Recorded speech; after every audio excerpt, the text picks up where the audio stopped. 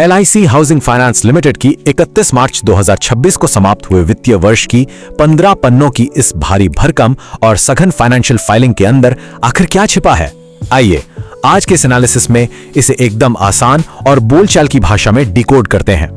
शुरुआत सीधे एक ऐसे धमाकेदार नंबर से करते हैं जो किसी भी मार्केट वॉचर का ध्यान तुरंत अपनी तरफ खींच लेगा। कंपनी के बोर्ड ने पूरे 500% फेस वैल्यू डिविडेंड की सिफारिश की है। जी हां, 500%। इन ऑडिटेड वित्तीय आंकड़ों को बिना किसी अकाउंटिंग जार्गन में उलझे समझने के लिए हमने इस चर्चा को 4 स्पष्ट हिस्सों में बांटा है। FY 2026 का financial score card, share holders का रिटर्न, कैश फ्लो की ट्रैकिंग और आखिर में हम जानेंगे नए चीफ ऑपरेटिंग ऑफिसर के बारे में। तो चलिए सबसे पहले बात करते हैं FY 2026 के फाइनेंशियल स्कोर कार्ड की और देखते हैं कि रेवेन्यू और प्रॉफिट का स्केल आखिर है कितना। अब यहाँ जो चीज सबसे ज्यादा इंप्रेस करती है वो है इनके ऑपरेशंस का स्केल। जरा सोचिए, FY 2026 के लिए टोटल रेवेन्यू लगभग 28,765 करोड़ रुपए तक पहुंच गया है। ये कोई छोटा मोटा अमाउंट नहीं है। ये साफ दिखाता है कि कंपनी कितने बड़े स्तर पर काम कर रही है। और जाहिर है इतने विशाल रेवेन्यू का सीधा असर कंपनी की बॉटम लाइन यानी नेट प्रॉफिट पर भी दिखा है। सारे टैक्स चुकाने के बाद कंपनी का शुद्ध मुनाफा 5,595 करोड़ रुपए से भी ज्यादा रहा है। यह कंपनी के बेहतरीन वित्तीय स्वास्थ्य का एक बहुत बड़ा सबूत है। अब अगर इसकी तुलना हम पिछले साल यानी FY 2025 से करें, जहां प्रॉफिट करीब 5,429 करोड़ रुपए था, तो आपको एक बहुत ही क्लियर अपवर्ड ट्रेंड दिखाई देगा। मतलब मुनाफे का ये ग्राफ लगातार ऊपर की तरफ ही जा रहा है। और हाँ, एक बात बिल्कुल क्लियर कर दूं, ये कोई हवाई अनुमान नहीं है। ये बाकायदा बोर्ड ऑफ डायरेक्टर्स द्वारा 13 मई 2026 को आधिकारिक रूप से प्रमाणित, ठप्पा लगे हुए और ऑडिट किए गए आंकड़े हैं। अब इतने बड़े लेवल पर बिजनेस करना है तो खर्चे भी तो उसी लेवल के होंगे ना, है ना। अगर हम खर्चों के ब्रेकडाउन पर नजर डालें तो इसका सबसे बड़ा हिस्सा यानी 19,775 करोड़ रुपए से भी ज्यादा सीधे तौर पर फाइनेंस कॉस्ट में जा रहा है।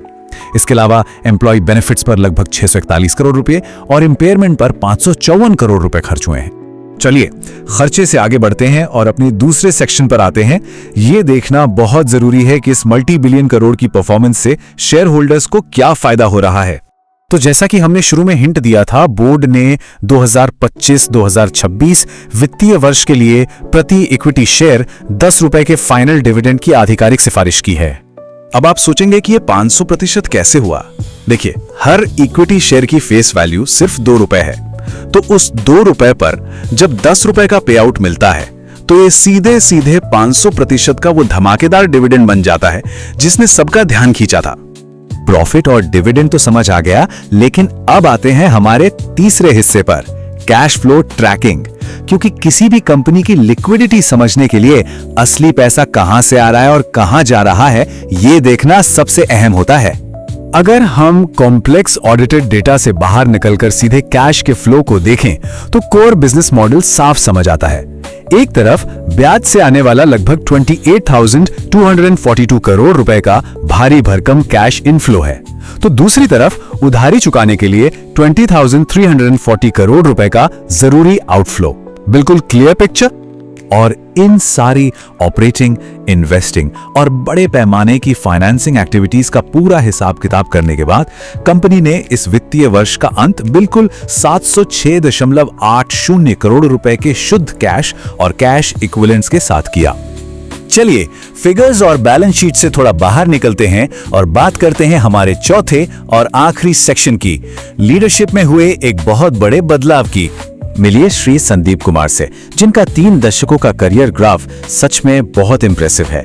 1991 में LIC में एक डायरेक्ट रिक्रूट ऑफिसर के तौर पर शुरुआत करने से लेकर 2025 में LIC HFL फाइनेंशियल सर्विसेज के डायरेक्टर और CEO बनने और अब नए चीफ ऑपरेटिंग ऑफिसर बनने तक का उनका सफर बेहतरीन रहा है। कॉर्पोरेट बोर्डरूम से हटकर अगर इनके बैकग्राउंड पर नजर डालें तो कई दिलचस्प बातें पता चलती हैं।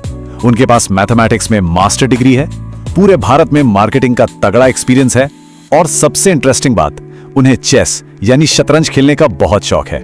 और हम सब जानते हैं कि चेस का खेल कमाल की रणनीतिक सोच मांगता है।